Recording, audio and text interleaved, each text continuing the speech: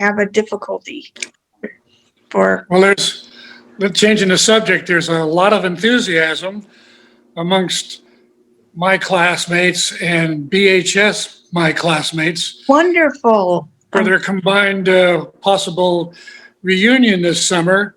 And I suppose that you guys are just as excited about it, having missed last summer. Now So we're gonna horn in on yours. that's right. Yeah, that's what we're going to do. Hey, I'm inspiring Darian. you to do just that, because that's what Gary and I were going to do to you all. Darian, can you hear us? Yes, I can. Okay, because you haven't said anything, so I didn't know if you didn't have your sound on or what, but Well, welcome. I haven't been a chatter recently. Yeah, you haven't been around lately. Well, It's that's not, it's not as if there's nothing. Oh yeah, that's something to talk about. Darian, how much snow do you have up there? I'm interested in that. the a lot? ground has none. What? None. No, Nice. no snow. Amazing. Well, good.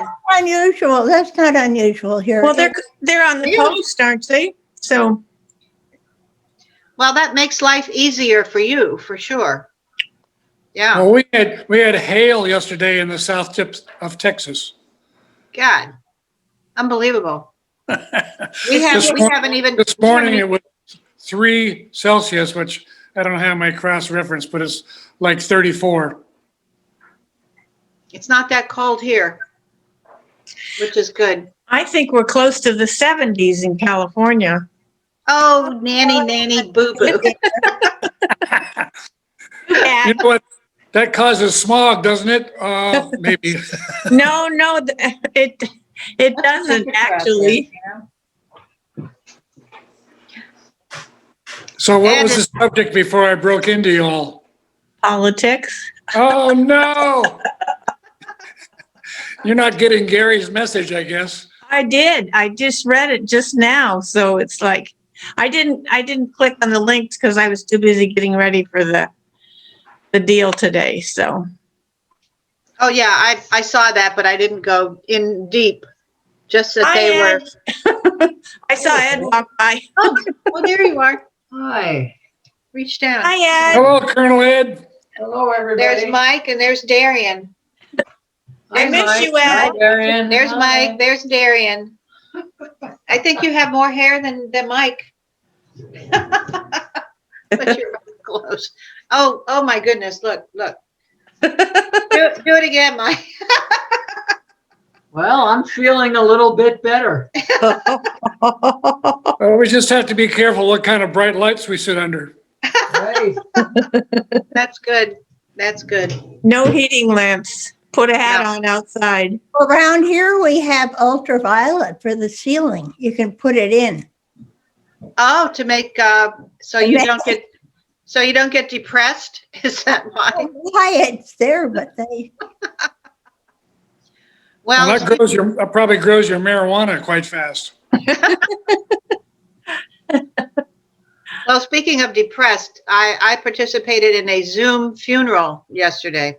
Oh, no. Yeah, my cousin's wife. I have just one first cousin on my dad's side, Bob Moore, and I think he's 5 years younger than I. And his wife, Chrissy, she was 70. She just turned 70 in June. And she had Parkinson's, which they had discovered in the last 5 years or so. And they had come happily. We had them come to Germany to see us when we were staying with Lee, who had a very big house. And there was plenty of room for them, a separate bedroom, a separate bath, and us up on his, third floor. And we had a great time. She was, a friend of hers mentioned that she was much more anxious about going than she had been. So these were kind of symptoms that on hindsight, people said, friends, very close friends of theirs said, that to me was an indication, because she was up to go wherever and whenever. And but we had a great time. And You know, we did the German wine road and the Mosel River and the Rhine River and all of, you know, cathedrals and Roman ruins. We just had a great time. And a few of us spoke through Zoom.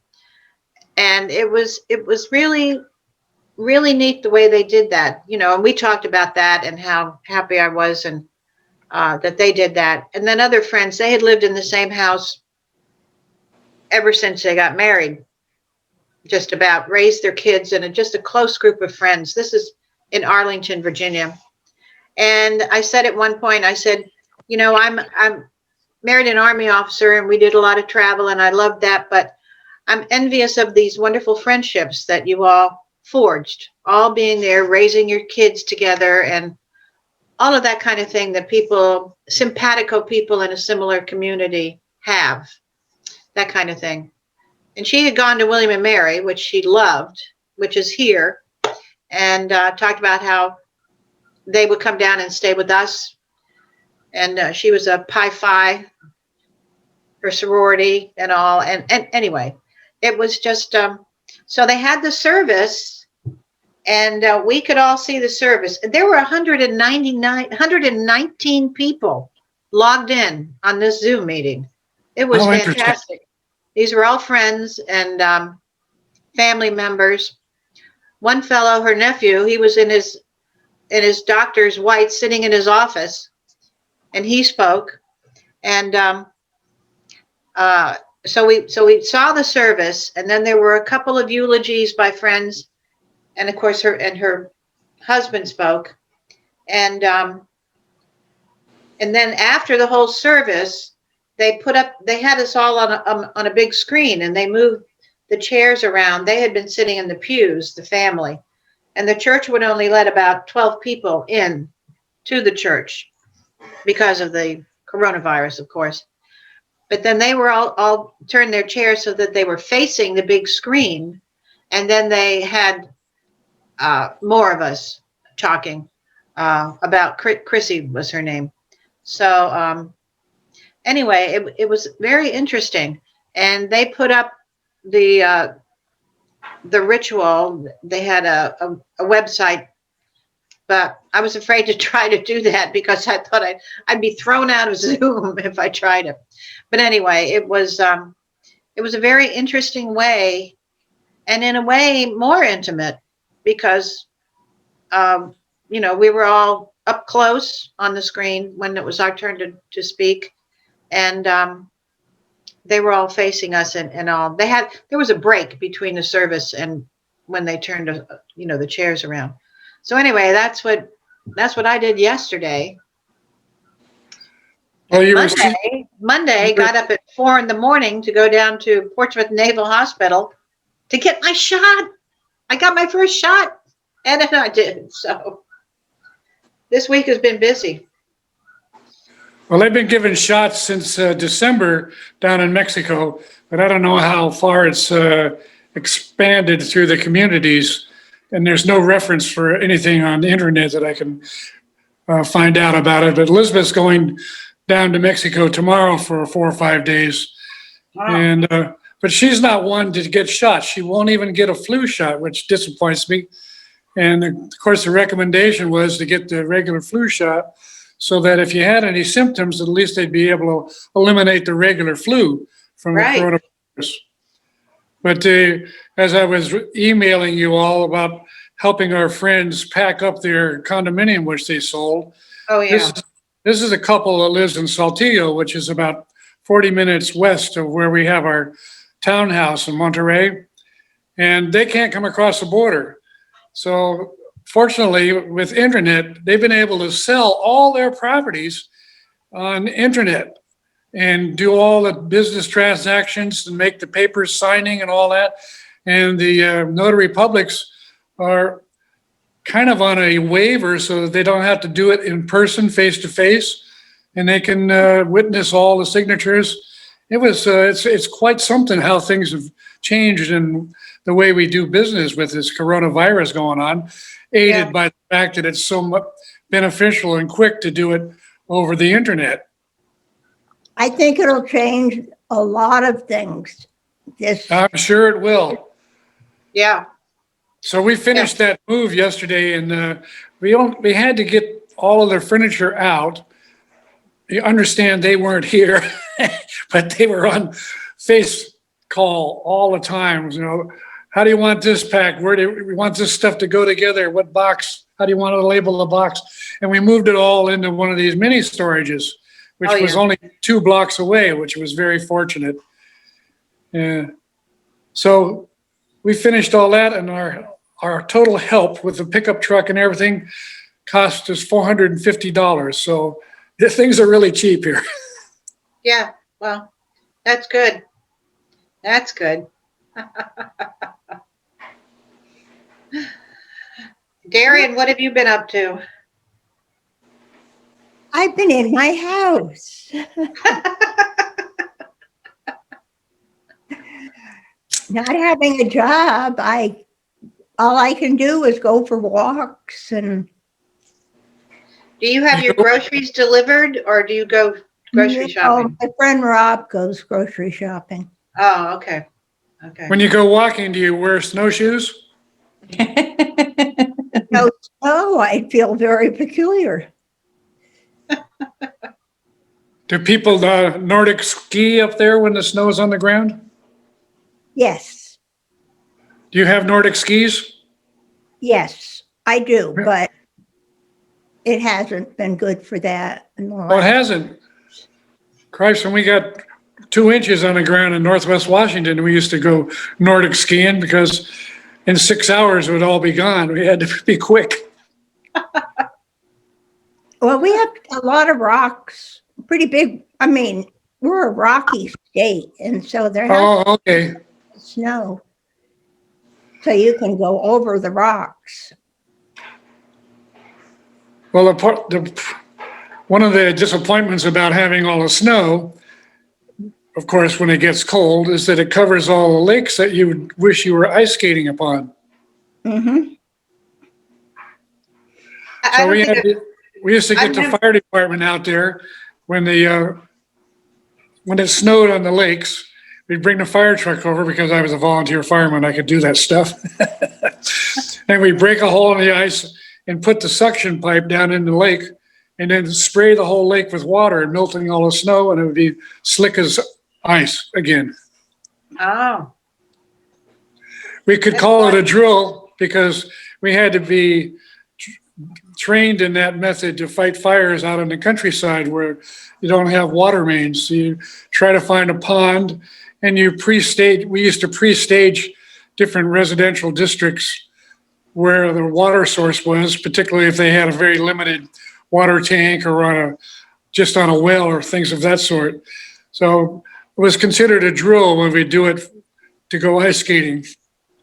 What made the ice nice and smooth too, didn't Oh, it it? sure did. You couldn't walk on it. It was so slick. wow. I never ice skated on a pond before, just on, Well, the other thing about ice skating is it never got that cold for so long in Washington, so it was a bit risky. And having the fire truck there, we had lots of ladders. Very important for people to break through. yeah, you see on Facebook or something where people fall in or animals fall in and people help them get out and that kind of thing. You know, which helping a deer get out is in itself is dangerous, you know. Oh yeah, if you get wet, depending on the cold and the wind, just working around them, you can get hypothermia, and then you really got to take some very dramatic steps. Right, right. And hypothermia doesn't come on immediately; it comes on hours later sometimes. Huh. I didn't know that. Yeah. Well, that was some of the wisdom I learned assisting the paramedics on our volunteer fire department. I was a volunteer for 18 years, and when my family broke up, the department decided to give me my retirement anyway, so I get $45 a month. Or volunteer fire department. Okay. Yeah. Yeah.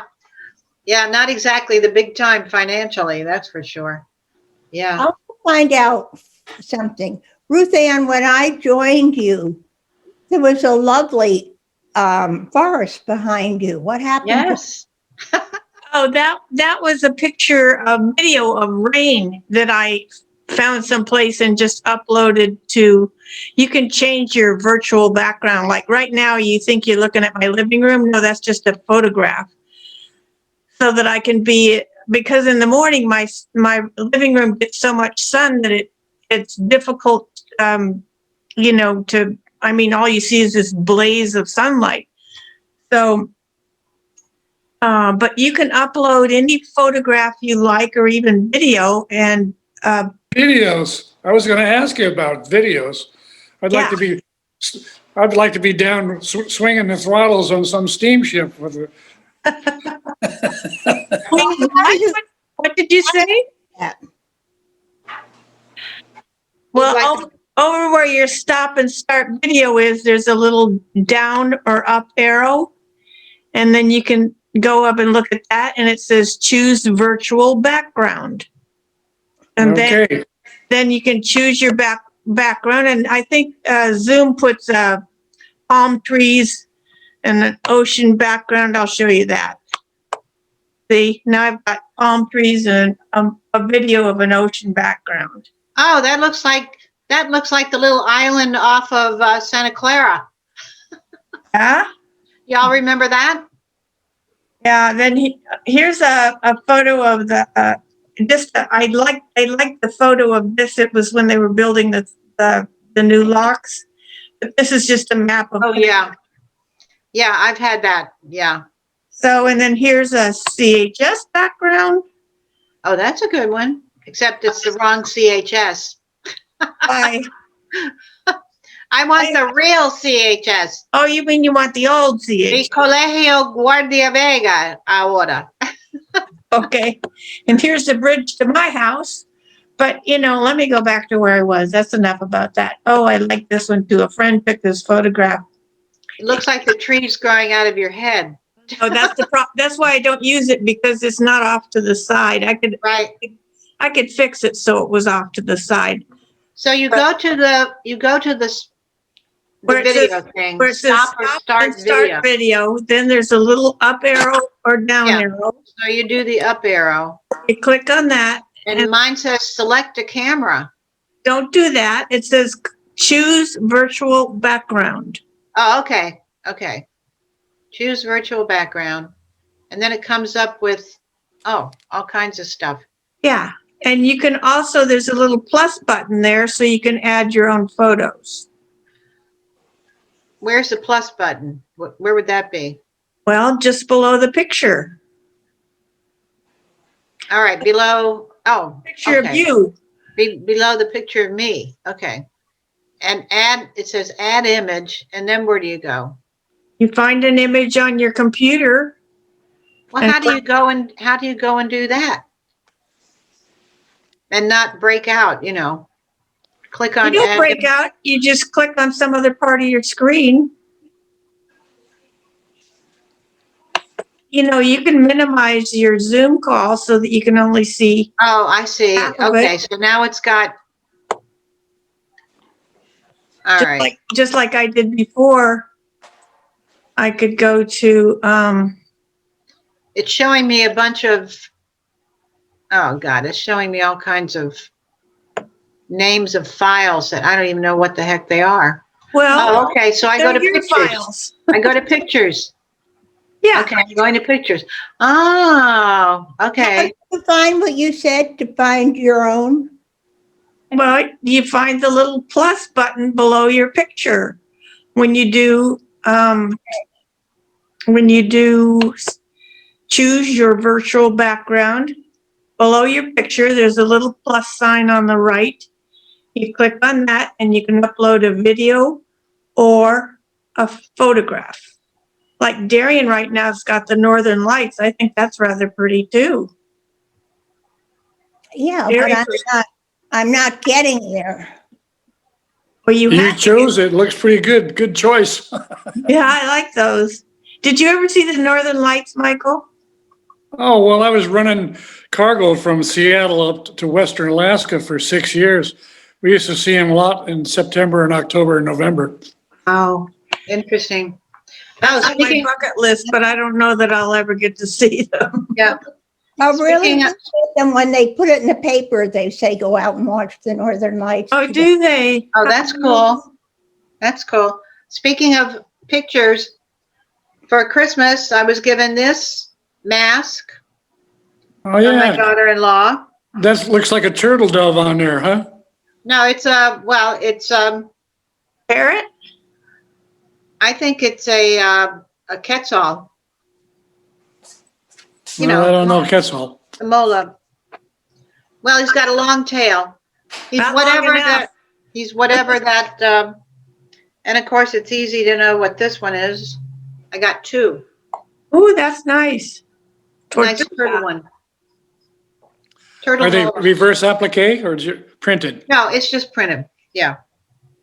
But my daughter-in-law found them online, so that was one of my Christmas presents. The two of those. So that's fun. Let's do computer lessons some other time, Darian. We can get together and I'll help you with all this stuff. Yeah, that's a good idea. The two of you can do it by phone or something while you're. No, working. we can do it by Zoom. Yeah, by Zoom. Just she and I on Zoom. Right. That's a good idea. I'm in a quandary because I'm supposed to go back for my second shot. Oh, I just saw Liz walk by. That was Liz, yeah. She's Yeah. doing laundry. Say hi, Liz. Yeah, I've got some in myself. But anyway, the date for my second shot is February 1st. And I'm supposed to go for my every 6 month Prolia shot. Now, Prolia is for your osteoporosis, right about the same time. And I don't know if that's allowable or what, because the vaccine says, when you get the instructions and all, says something about not having a vaccine within a particular time. Of course, this Prolia shot is not a vaccine. So anyway, I have a question into my endocrinologist for that. Here's Liz. Elizabeth, Yes. Hi, Liz. Who's that? Oh, Andra, how are you? Happy New I'm Year. good. I'm good. I was telling everybody I got my first vaccine shot on Monday. coronavirus. Oh, really? Yeah. How are you feeling?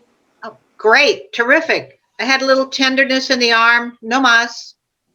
Oh. You know, and that didn't start until a few hours after I'd had it. So, and Ed got his too. And we came home and called a bunch of friends because this was the military, the Navy, at a big Navy hospital about an hour south of here. And no problema. Yeah, I'm Oh, fine. that's You great. need to get your shots, lady. You need. I know.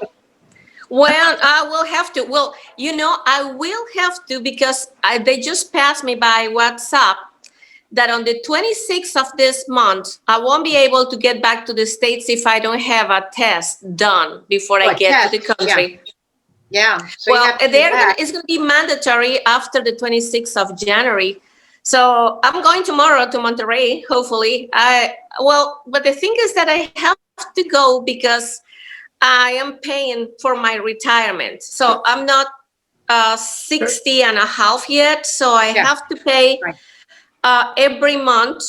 So when I retire, It's like our self-employment tax, so you can collect Social Security when you become of age. but Right. I will That's what get, that sounds like. Yeah. but I'll get a higher retirement. And the good thing is that if I die, Michael get it. So that's good. Well, I know So he's making that's one sure. of the advantages. So, and not only that, I am paying like a voluntary medical service, and I have to pay on the 15th, before the 15th, or maybe Monday perhaps. And I pay because Michael cannot be privately insured over there because of his age. Oh. And for me, it will be really expensive to go to a private hospital. Well, we're not they're really that much. So this is good because it's unlimited. So even if the hospital not that good, they're not good if you go for a cold or something like that. But when you go for something serious, really is good. So I'll pay like about this time is going to be high, like about $1,000 for both of us for the whole year. Yeah. $1,000, but it's fine. If you were the other kind of insurance, it will be like about for Michael will be like about $100,000. 100,000 pesos will be $5,000. $5,000 per year only for him. Oh, well, the way our Social Security works is, if Ed dies before I do, I would get the highest of the Social Securities. And of course, his is higher than mine. So I would get his, but I would no longer get mine. So Yeah, that's what happened to me, and that sort of doubled my income, my Social Security income. When my ex-husband died, I got double what I would receive on my own. Right. Well, the fun thing about Elizabeth getting her Social Security in Mexico is it doesn't appear in my income tax return in the United States. Oh, So okay. I don't get taxed on her income in Mexico, and she doesn't get taxed on mine in the United States. So That's good. yeah, I quit on 2007 on the 3rd of June.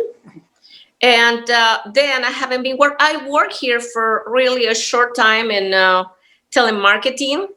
Yeah. And then at the airline in San Antonio, at the airport, but it's not enough. And then I got a full job here at home. This is a full job, and my other boy and my furry boy. So both of them, it's enough. Her kitty. Right.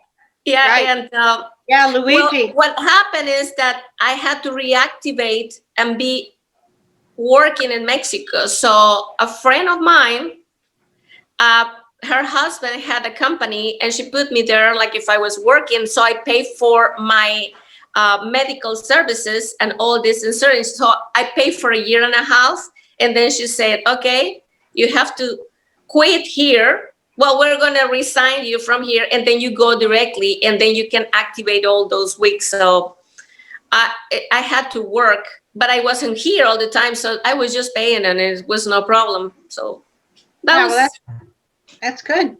Yeah, we have nice to work if you can get it. Yeah. Yes. Well, I gotta continue doing here. I don't know if Michael told you, but my friends from Mexico, they haven't been here since the first week of February last year. And they used to be traveling with us, and we used to go back and forth with them, and the kitty too, because we didn't have car in Mexico in that time. Well, she called me last Friday, say, Liz, I might sell my apartment. And Saturday noon, she says, Liz, can you help me? I said, yeah. Well, go and pick up one box every 2-3 days, something like that. Saturday before noon, says, Liz, I sold it. What? Michael and me were with our feet like that. Oh, you were moving them basically, and wrapping up all those. But I was so happy to do it. Michael was not that happy. Says it's a lot of work. They should hire somebody. But they used to have a company here, and they used to have buildings of apartments for rent. So it's not that good that you cannot put people trusting into those papers. And I was only that. No. They wanted the apartment empty. So we had to get rid of everything. And then there were no storage places here. So the only thing I got, it was 10 by 10 by 10. And we put their living room, dining room, and their collections. And oh my God, this guy, we were laughing because we always saw him with the same bathing suit, 14 bathing suits, 19 shorts with labels on it. How many shoes? Shoes for him, not for her. For him, I think might have been 30. 30 shoes for him. Shoes, sandals. The worker, Mario, I saw him all the time with the same. I said, well, that's why my friend goes and takes all the clothes, gives them away, and then he goes and buys more so he can rotate clothes. But we have so many clothes and so many collections, like a beautiful porcelain dolls collection for her. But, oh my gosh. It was very good. It was, I was telling Michael was a little bit upset about doing that, but because of me, it was a lot of work. But I love that after I had troubles in June 2019 with my thyroid that I couldn't do anything, I'm so happy. I was just like energized and keep going, and I was working from 9 to 8 for Saturday afternoon. And how much younger are you than us? Well, it 20 always years. makes you feel energized when you're helping other people. Yeah.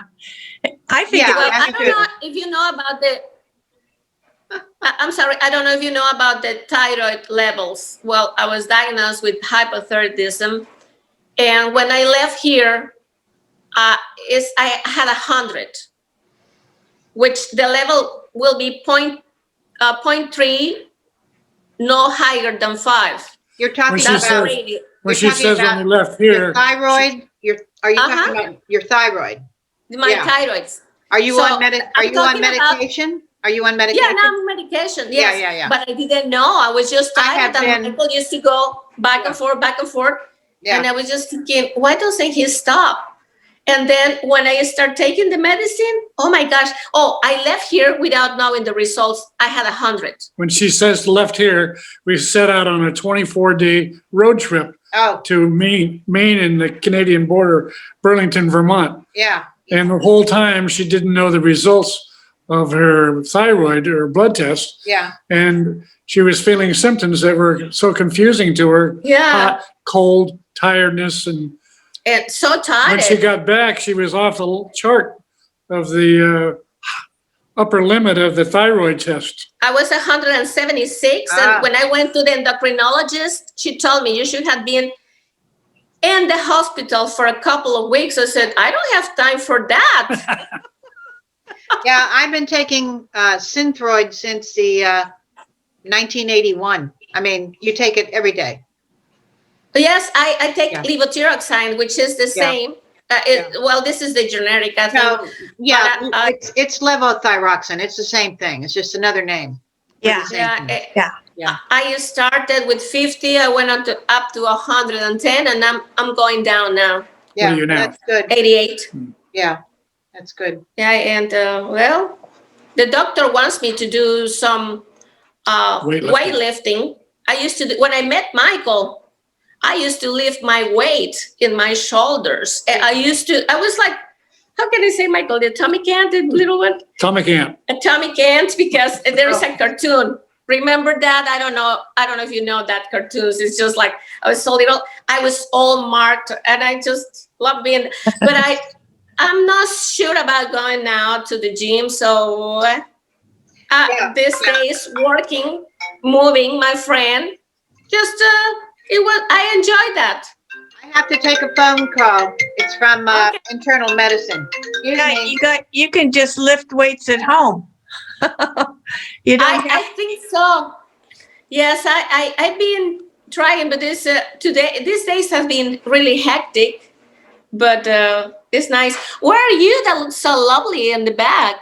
oh, I'm in Newport Beach, but I was going to say that I had my thyroid removed about 10 years ago because I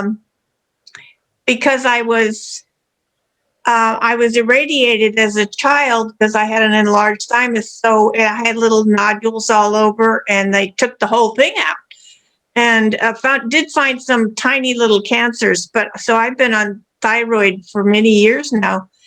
And yeah, the doctor does adjust it. When you were saying hot and cold, I went, oh, is this why my feet and hands get so cold? Right around noontime, which I can't figure out, the warmest time of the day. And so I'm suspecting that, it might have something to do with my thyroid. So thank you for the reminder. Maybe my fingertips turning blue when it's like 70 degrees. Yeah. Well, It's yeah. my thyroid. I don't know. Well, I also think it's circulation, that if I'm not getting enough movement. Michael, you're muted. We can't hear you, what you say. And Andy, I think you have to unmute too. Something happened. We're unmuted now. Because I'm doing a lot of things, but it was very nice talking to you, and I have a very good, happy new year. And I'm so happy you're still communicating with Michael. And it's just so nice. Well, She'll thank see you in you. July. Bye. Thank you, Liz. Thank you. Okay, thank you. You're welcome. Andrelee's back. I'm back. Andrelee's back. So, well, what's going on in my neck of the woods? I'm still taking care of my neighbor whose dementia, Lewy body dementia, is getting much worse. I take care of her only twice a week for 4 hours each day while her husband goes shopping or something. And now they've gotten in professional help for through the night and in the morning till noon. So I'm only going for 4 hours in the afternoon. But it's it's sort of horrifying to watch the descent of someone that you've known for 45 years and to see how rapid it has been. You know, she's just losing all capability. She's not be able to stand up now. She slid out of her chair the other day, and we had to have the firemen come over to pick her up. Yeah, don't try to lift anybody by yourself. It's Oh, yeah. suicidal. Well, Yeah. her husband has been trying to lift her, and he has a knee that needs surgery, and now he's got a bad back. Oh, that's, No, You know, now tell we them got two. not to try. Always get help. Yeah, we've And got that's what two. the EMTs are for. Yeah, we've got two patients over there now, and I think their daughter has finally come from Idaho to visit her mom, and I'm going to go over there as soon as we're done because I want to see how she's doing. But I imagine it was going to be a huge shock for her to see the decline in her mother's ability. She really reads your facial attitudes easily. And there's one of the caregivers, she doesn't like it, so she'll make this awful face, and I'm going, this is going over well. But it's important to look at her when you're speaking and ask simple questions. And if you can't understand what she says, just say, I don't know. It does, instead of trying to interpret what she's saying, just say, I don't know. I was just looking up Lewy body dementia. I heard you mention it before, but I hadn't looked it up. Yeah. When it's built up in your brain. It's pretty severe now. Full blown, as her husband said to the paramedics. Oh, God. Well, Michael, did you have any paramedic experience?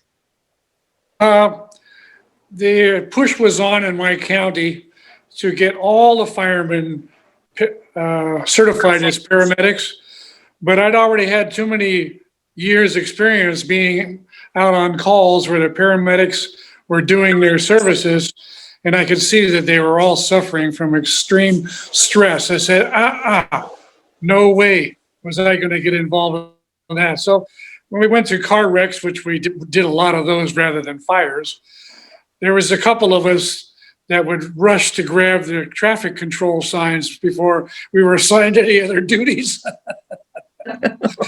Keeping the stress level eliminated far from in the distance. Well, you think the stress level was because of having to deal with injured people or people that were extremely ill? Oh, yes. Oh, yes. And thinking all the time of of their responsibility. I never got to the understanding about there's a word for when you voluntarily take care of somebody who's been injured until the proper qualified people arrive. Good Samaritan, that's what it is. Yeah, yeah. And it's such a nebulous law that this is always on the minds of these fellas because they have other careers too. And if you get involved in a case and have to spend time in court, you cannot work. So you either get fired, you can't get unemployment while you're in a case. It's just awful. In my career, there was cases going on often. Seamen would sue the company for something that they felt the company was negligent upon. It caused them to have nightmares even and different physical illnesses. And the company will, for example, one time called on me when I was running a factory ship on Alaska. A fellow went overboard and we got him back because of quick action that I'd done, but they were supposed to be wearing life vests and flotation devices whenever they went out on deck. Well, they were dressed in oilskins. You couldn't see that they weren't wearing their flotation devices. And this young bozo, he went over the side. Well, we got him back just in time because I had 3 guys standing along the edge of the deck as we approached them with the ship in their survival suits, and they just jumped in the icy water and got him before he sank. He was going down. Well, he sued the company, and the company says, "We know, Barnaby, that you're a stickler on deck safety, and we would like you to stand up for us in the court."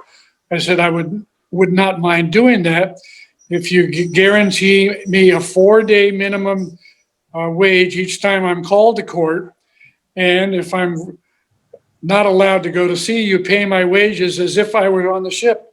"Oh, no, we can't do that." I said, "Well, that's the last time I ever volunteered, that sort of thing." So they settled the case, as the story goes, for this. He was a Mexican, and he went back to Mexico, a rich man. I don't know what the basis of his case was. But he could not sleep, and he was negligent because he wasn't following the safety rules of wearing his personal safety gear. Wow. So these lawyers, I hate lawyers. They can shape anything because the rule in the business, lawyers, it sounds like law, but it's liars. He who lies best wins. Yeah, you hate him until you need one. It's because his ex is a lawyer. That's why. Not exactly. Like people hate I wouldn't let my ex become a lawyer. She was sad for all 28 years because I wouldn't let her become a lawyer. That when she walked away from me, she ended up marrying a lawyer. She ran out of time to educate herself. Well, lawyer is the most popular professional field college students are going into, go to law school. Oh, yeah. It used to be medicine, and now it's law. Yeah. Well, and there's all kinds of law, too. Yeah, well, I didn't get into it. It never even occurred to me. Let me take this over to you. Let me get it. It occurred to me to be an advocate for children or families or something, but I decided it was too contentious. My personality would never have suited, arguing with people all the time or fighting for something that I believed in. I just would, because I carry it around in my head and in my nightmares too. So, hey, there's Frank. Frank. This funeral that I was speaking of yesterday, my cousin and his wife had 2 children, Mary Chris and Will. And Mary Chris, from the time she was a tiny child, she was the one that would have tantrums for no reason. I remember one time she had been sent somewhere, and the door closed because, she was giving them a hard time. Actually, my granddaughter was sort of the same way. But Mary Chris would go behind the door and bang on the door. To get out. At 3 years old. And she gave her parents hell as a teenager. Now, this was a very smart girl, very smart child. And anyway, she went to Duke. And then she was a Fulbright scholar, went to Bolivia. She had been accepted at the University of Virginia for law. but she got the Fulbright thing, and they said, "Hey, go on, go do your thing. We'll reserve you a space." I mean, she's that smart, brilliant, but a gigantic pain in the ass to her parents. Just disagreeable and da da da. Well, she is a prosecuting attorney with the Department of Justice. I mean, just this perfect personality for that.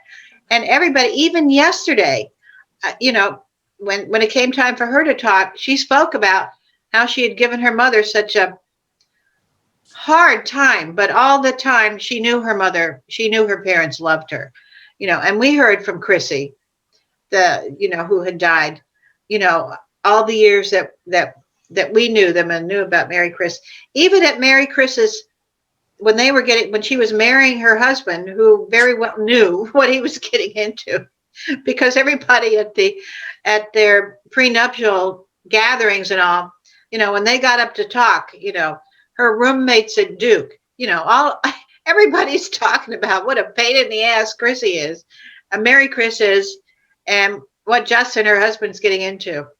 So, there are some personalities that are just cut out for that kind of job, and she certainly found her niche.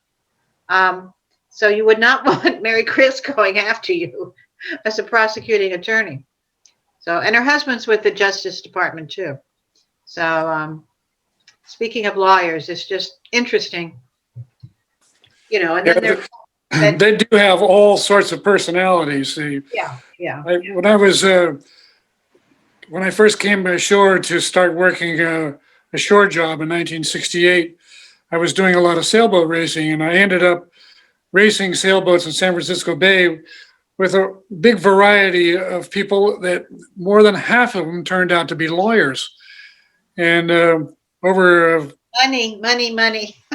With their big yachts. well, the part that I didn't like about it is they were able to compromise their opinion without feeling guilty about it. And this is what went through my wife when once she realized that I was not going to let her study the law, then she became involved in politics.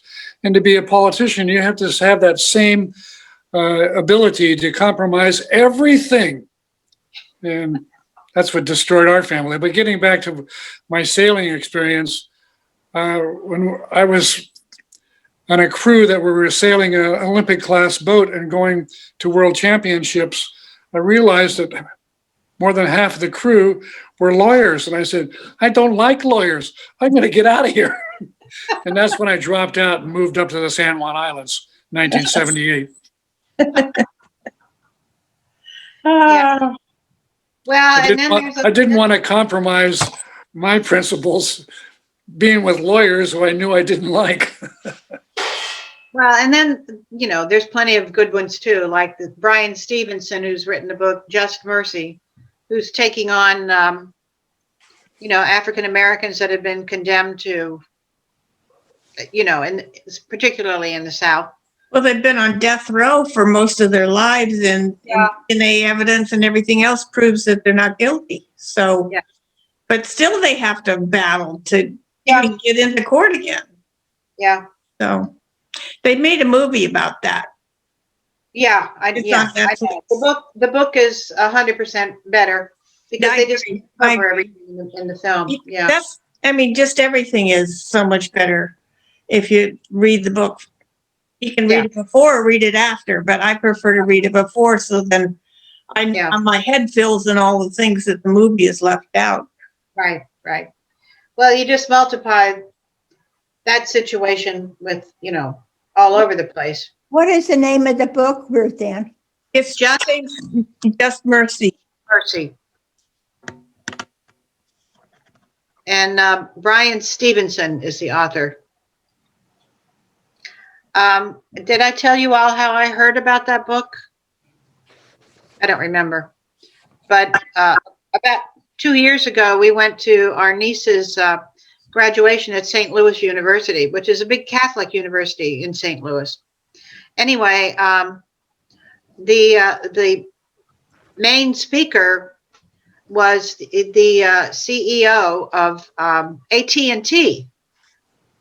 and we're looking at who these people are, because more than one speaker. And I went, wow, the CEO of AT&T, that's impressive that they got him. Well, anyway, he spoke about this book. So I wrote it down in my iPhone. And then I not immediately, but, sometime later, I finally got the book and soft cover and went, wow, and then right about that time, the film was being made. So So was that? quite impressive that the CEO of AT&T was touting this book, considering, what the topic was. I was quite impressed by him. So it was interesting. You guys, I wanted to suggest something as a relief from paying attention to the news that I have found and I'm so enjoying. It's about this couple in Sweden, and they speak English, but you can see it on YouTube. It's called TALASBUAN. And so they've been living up in the forests in Sweden, no electricity, no water. They raise sheep and chickens and so forth, and they do everything themselves. And they actually have a little baby now. And just to watch, see how, and he's must use a drone to do all this beautiful aerial photography. But the first time I saw it, they had taken this baby that's probably, well, he's sitting up. I don't think he's a year yet.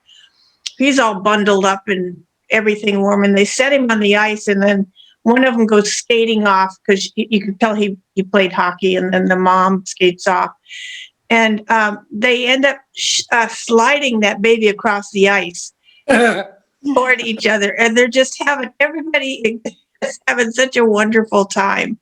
Well, So wait a minute. Tell me again what it is, and I can write it down. it's TALASBUAN. Yeah. It's all one word. BAUN. Yes. N or M? N as in Nancy. Okay. Talisman. And it's on YouTube? It's on YouTube, and you can subscribe to it, so then they pop up every time they do a new video. Oh, okay. But it starts with how they even began. I mean, sometimes the birth of Ivar. So I guess, I don't know if he was born out there. I haven't watched that one yet. So I guess he's 8 months old, because if you subscribe to it, you can see all the ones they've done. And I mean to tell you, that plus Goldshaw Farm is what's keeping me sane, because I can just look at those beautiful images and the family and all they do to survive. And this is, they love it. This is something they've chosen to do, and they're so good and kind. And I don't know.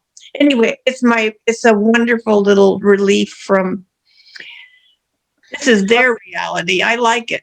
Well, I wrote it down, and I have to go because I'm going to get my hair cut. My hairdresser's coming. I've been cutting my own. Can't you tell how gorgeous it is? I'm going to have to say adieu until next week. And didn't hear anything from Frank, but I've been getting his email. So I will see you guys next week. Okay, Andrew. Have a good week. Ciao. Really? Ciao. So I was listening to Andrea. She wrote an email concerning the unions that Frank McLeod and I were discussing, and she had watched On the Waterfront with Marlon Brando.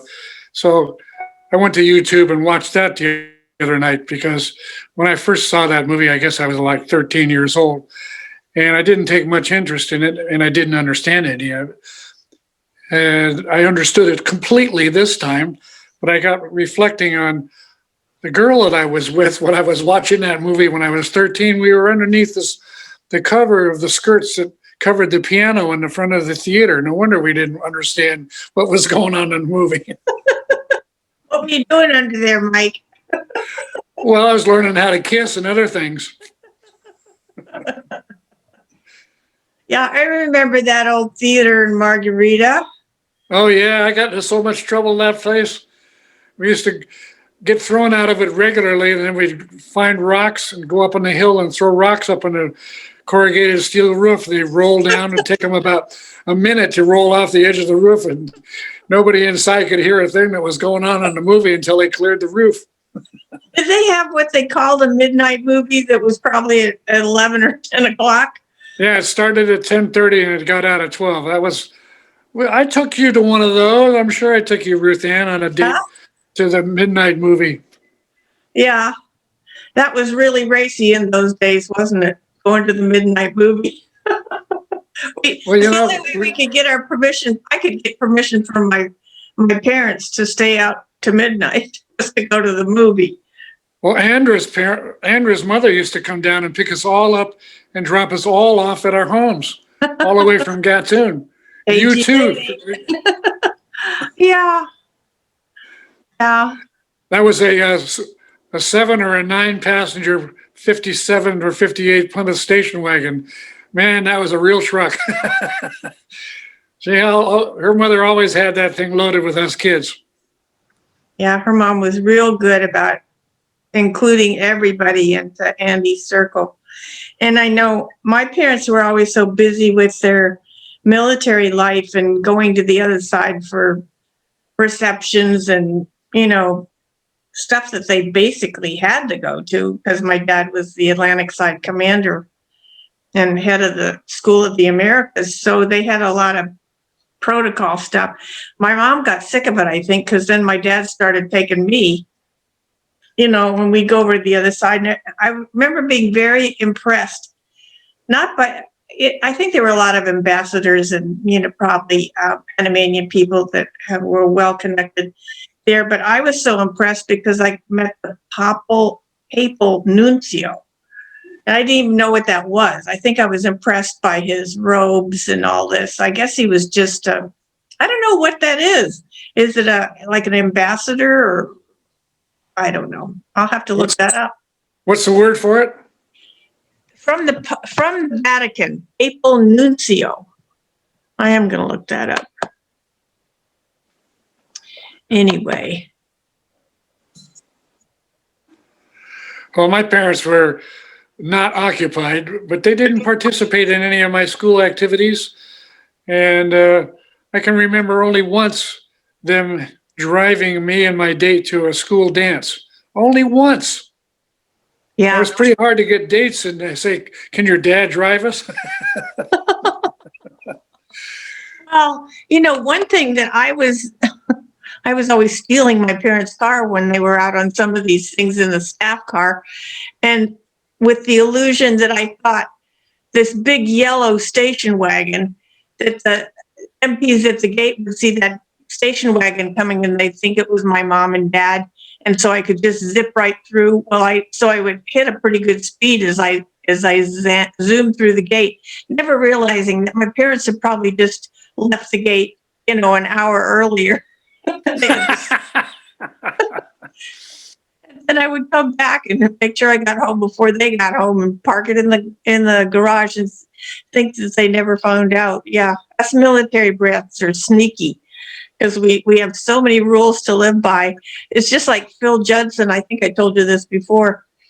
When he was a senior in high school, he got caught by the military police for siphoning gas out of military vehicles. Oh, no. And I thought, wow, that doesn't sound too smart, but you think you're going to get away with stuff when you're young. Well, my parents had 2 cars because my mom worked, but on the weekends I was allowed to use one. So I would stay out pretty late and get home after midnight. Well, I'd shut off the engine and the lights at the top of the hill where Jim Will lived, and I'd coast down the hill slowly so the tires wouldn't make much noise, and into the garage. I'd carefully open and close the door, and I'd undress outside the kitchen door. I'd open the door, and my mother would be standing there watching me the whole time. Where were you? And then an hour or two later, Ruth Ann or Andy would be knocking the screen in on my bedroom. Hey, come on, Barnaby, let's go joyriding. Did we do that? Oh yeah, you guys had me and Gary out a couple of times running up and down the runway in France Field at full speed in whose ever car we had. We were just really troublemakers, weren't we? Well, we couldn't go anywhere. There were no roads that led anywhere, so their parents didn't have to worry too bad that we were going to get too far from home. Actually, as long as we didn't go into the zone, we were pretty good. But of course, I had to sneak into the zone too. Some guy, I don't even remember who. I begged some guy to take me to the strip joint in Colan because I wanted that was lots of fun. Remember Sparky? No. The black tap dancer at the Tropical? Oh, yeah. Well, wait a minute. And the thing is when I got in there, when we went in, I thought I was going to be incognito again in Colan. It was filled with enlisted guys, and they all turned around and looked at me. I know who you are. Like, oh my gosh, I'm busted again. Of course, I think a lot of people were, I'm sure the enlisted men, but a lot of people knew what was going on, but they didn't have the guts to tell my mom and dad what I was up to. I was curious about Jim Will talking about his dad's position as port captain there in Cristobal, and his report on his dad having to send pilots home that were already too drunk to go to work, reporting ships are overloading themselves, sinking the load line at the dockside, and all really interesting stuff. I never knew what Jim Will's dad did for a living. I knew he wore a uniform. It was kind of a tropical uniform without a coat, but I associated those uniforms with the customs people. So it was a real surprise to learn that Jim Will's dad was that high up in the operations of the canal. Yeah. Mike, are you the one that told us about the load line on ships and how people would drive all their equipment, their loaders and and empty out the water and everything so that they could load? That was me, cargo? yeah. Yeah. And I was so impressed to think about, oh my gosh, all the lakes they went to overload those ships. That's right. Well, I had to learn the hard way about that stuff. Were you ever in the Strait of Hormuz or over in that area where the pirates are now accosting ships and attempting to steal their cargo? Yeah, well, you got a few minutes. I'll tell you a story about that. Well, we got a few minutes. Well, in October of 2007, I flew to San Francisco to pick up a ship that was coming back, having spent 3 months at Anchorage in North Korea that had delivered a cargo of grain to the North Koreans, a handshake giveaway cargo. And I joined the ship as first assistant engineer, and everybody had been on the ship for so long, they didn't say anything when they left about where the logbooks were or anything. So it was a real nightmare to bring that ship all the way down through the canal and up to Houston, where we were discharging some cargo. Well, the discharge took about almost 3 weeks, and the loading included. And the load was going for Djibouti, which is at the mouth of the Red Sea on the southern end. Well, so many of the people on the ship had been tested positive for drugs that they lost about a third of the crew. And Elizabeth had come over to visit me, and the captain drafted her, put her in the kitchen, and also as his secretary to clean up his cabin and his files because they were having an internal audit. And she did such a good job. The captain said, "Why don't you just come to Djibouti with us, She said, my husband tells me too much about ship life." So anyway, Elizabeth flew home, and we sailed across the Atlantic through the Straits of Gibraltar to Port Suez, which is on the north end of the canal. And there we were accosted by all these Arabs selling, they make their women dress up in chador, so they can't show their face or everything. Right. But they're selling nudie porno magazines on the dock and on the ships to any sailor who will go for it. Well, we went through the canal. I'd never been through that Suez Canal before, so it was quite an interesting trip for me. Halfway through the canal, the temperature dropped about 30 degrees and the wind came up and it was blowing sleet and sand at the same time. Oh, What wow. an experience. And we had run out of water because I was relieved as first engineer and put down as third engineer because I wouldn't do the jobs that the chief was supposed to do. I said, Chief, this ship used to have like 37 crew members, and now it has only 21, and you're going to sit on your ass in the office and tell us what to do? Go to hell. So he demoted me to third engineer, which was fine with me because they were still paying me first engineer's wages. And the first engineer that they put in my place broke the saltwater distilling plant, and we ran out of water. So we had to go into Port Sudan, which was under revolution. There were guns going off and take water. And it was another day down to Djibouti. So we sat at anchor in Djibouti for 3 weeks waiting for a berth to come up where we could take our grain cargo and unload it. And during that period, the Maersk Alabama came alongside and anchored alongside of us. Well, also during the 3 weeks, Richard Phillips came aboard and relieved the captain of the Maersk Alabama, and they sailed. About 10 days later, my contract was up. I flew home from Djibouti to Monterey. 10 days after that, Richard Phillips was kidnapped by the Somali pirates. Is that the one they made the movie about? That's him. That's my story. Wow. You were pretty Yeah, close wow. to getting stuck yourself. There's no place in Africa that I would recommend anybody to go. Really? No place. Even No South place. Africa? South Africa used to be nice 30 years ago. It sucks now. Well, it's hard to go any place in the world that isn't a disaster now with, Oh yeah, with COVID, but my well, not just recommendation COVID, but, my just, recommendation for people with travel lust is to quickly investigate all the former Eastern European countries before Putin invades them all and puts them back underneath a Soviet-style umbrella. An Iron Curtain.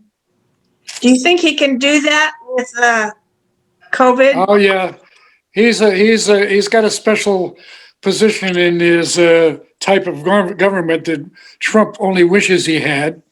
Yeah. And Trump being a populist elected president, if he'd done it right, he probably could have been in the same position as Putin.